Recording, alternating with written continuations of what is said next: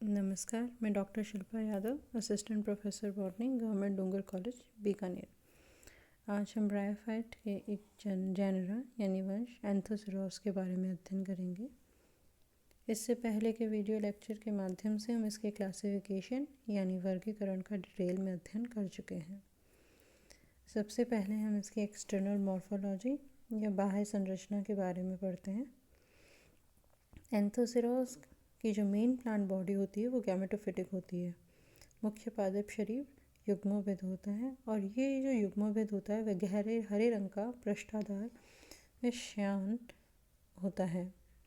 Thallus is dark green dorsiventral and prostate.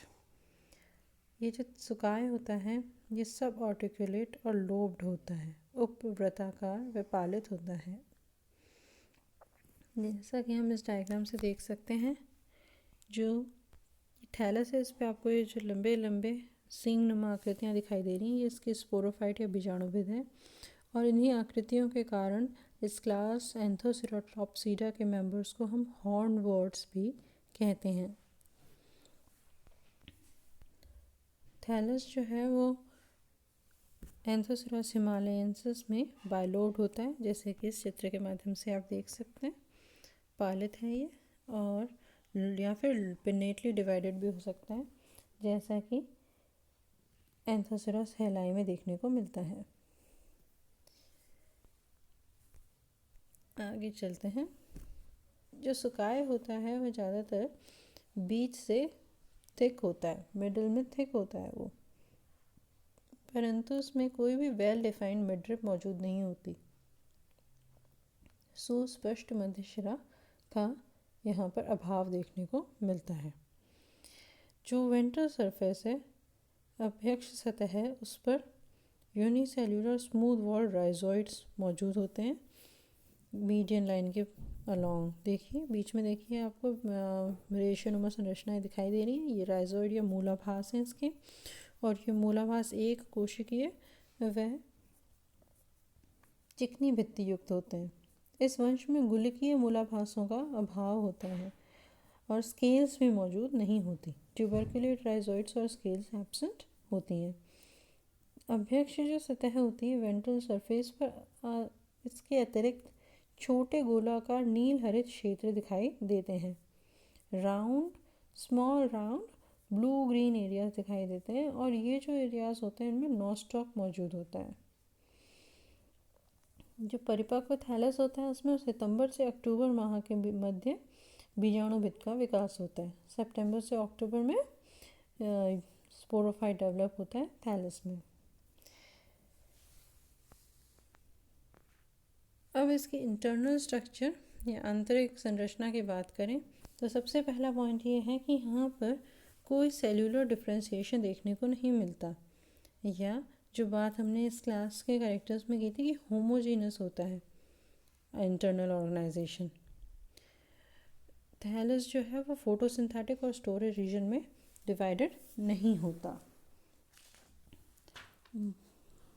प्रकाश संश्लेषी व संचयी क्षेत्रों में विभेदन नहीं है और आंतरिक उत्तक कैसे होते हैं, समांग होते हैं। यहाँ पर सभी सेल्स जो हैं वो थिन वॉल्ड पैरेनकाइमेटस होती हैं और एक दूसरे से एक आकार में बिल्कुल सिमिलर होती हैं। ठीक है।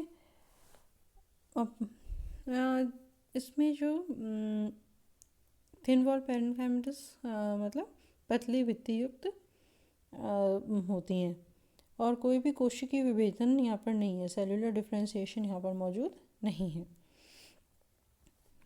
सभी जो सेल्स हैं उसके अंदर ओवल या डिस्कॉइड क्लोरोप्लास्ट होता है, जिसमें और उसके साथ में बहुत सारे पायरेनॉइड्स मौजूद होते हैं।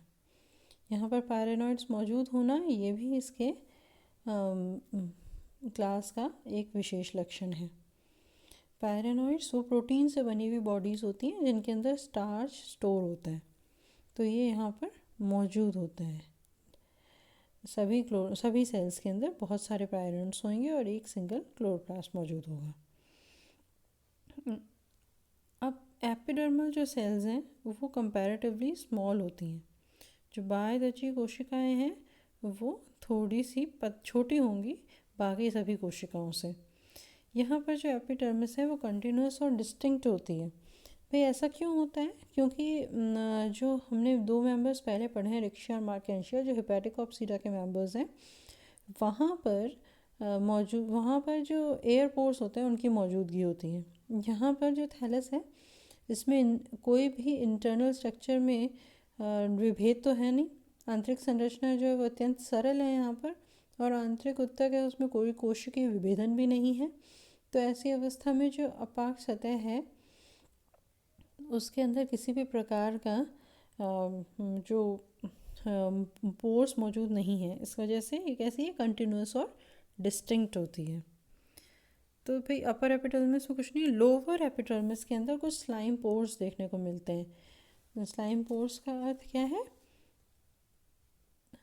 स्लाइम पोर्स का मतलब अवपंक रंध्र मौजूद होंगे, और ये जो अवपंक रंध्र हैं ये है कहाँ से उत्पन्न होते हैं? अंतराकोशिकीय श्लेष्मीय गुहिकाएं जो थैलस में मौजूद होती हैं अभ्यक्ष सतह पर, उनसे। मतलब वेंट्रल सरफेस में जो म्यूसिलेजिनस डक्ट्स होती हैं वो स्लाइम पोर्स के थ्रू लोअर एपिडर्मिस में खुलते हैं। अब ये जो स्लिट्स खुलती हैं और ये जो म्यूसिलेजिनस एरिया है इसके अंदर नॉस्टॉक की कॉलोनीज रहती हैं। तो ये जो नॉस्टॉक हम जानते हैं ब्लू ग्रीन एल्गी है और नाइट्रोजन फिक्सेशन करती है, तो हम ये मान के चलते हैं कि ये सिम्बायोटिक एसोसिएशन होगा, और है भी, क्योंकि ये फ़ायदा उठाता है, एंथोसिरोस को फ़ायदा होता है इसके होने का। पर सिम्बायोटिक एसोसिएशन या सहजीविता का जो मुख्य लक्षण है वो ये है कि जो पादप हैं वो एक दूसरे के बिना अपना जीवन ना जी सकें।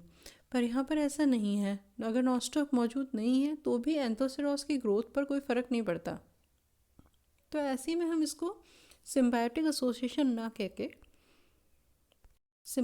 इसको हम कहेंगे कि ये स्पेस पैरासाइट एक तरीके का, मतलब कि वो म्यूसिलेजिनस कैविटी में नॉस्टॉक रह रहा है और रहने से एंथोसिरोस की ग्रोथ पर कोई विशेष फ़र्क नहीं पड़ता।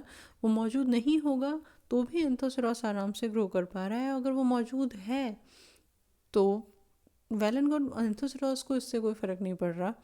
तो इस वजह से इसे हम स्पेस पैरासाइट कहते हैं, मतलब वो जगह का पैरासाइट है एक तरीके से, क्योंकि कोई नुकसान तो नहीं पहुंचा रहा वो इसके अलावा, पर वो म्यूसिलेज सेल में रह रहा है जहाँ पर उसके रहने और न रहने से कोई प्रभाव नहीं पड़ता है।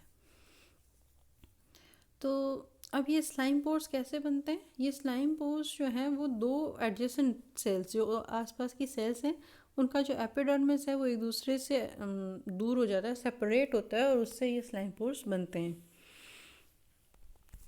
तो आप ये डायग्राम देखिए, अपर एपिडर्मिस जिसकी सेल्स थोड़ी छोटी हैं बाकी सारी सेल्स से, उसके बाद बीच में जो सारी सेल्स हैं वो एक जैसी हैं और सभी में क्लोरोप्लास्ट मौजूद है, एक या एक से अधिक हो सकता है, और 4 से 5 पायरेनॉइड्स मौजूद होंगे। फिर वेंट्रल सरफेस पे जब हम आते हैं तो कुछ सेल्स के बीच में डॉट डॉट जो हमें दिख रहा है ये म्यूसिलेजिनस कैविटीज़ हैं, है ना।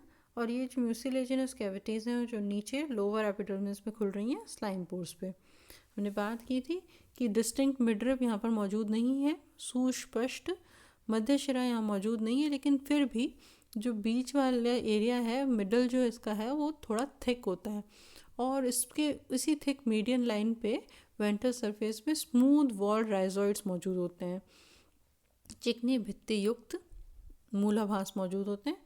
तो ये चिकनी भित्ति युक्त मूलाभास आपको लोअर एपिडर्मिस में दिखाने। तो इतना सरल ये जो एंथोसिरोस है इसकी आंतरिक संरचना होती है। धन्यवाद।